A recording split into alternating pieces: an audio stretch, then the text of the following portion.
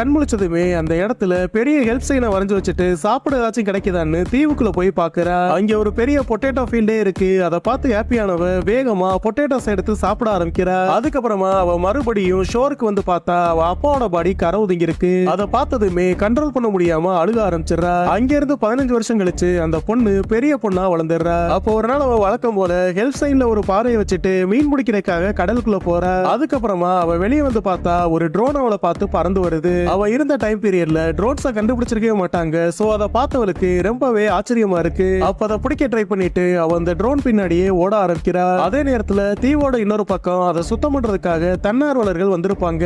அவங்கள ஒருத்தன் தான் அந்த ட்ரோனை பறக்க விட்டுருப்பான். இப்ப அந்த பொண்ணு ட்ரோனை பிடிச்சதுமே அதை சேவ் பண்றதுக்காக வேகமா அந்த பொண்ணு இருக்க இடத்துக்கு அவன் ஓட ஆரம்பிக்கிறான். அதே நேரத்துல கிட்டத்தட்ட 15 வருஷம் கழிச்சு முறையா ஒரு மனுஷனை பார்த்த அந்த பொண்ணு ட்ரோனை கீழே போட்டுட்டு அவனை கட்டி பிடிச்சு அழுக ஆரம்பிச்சிடுறா.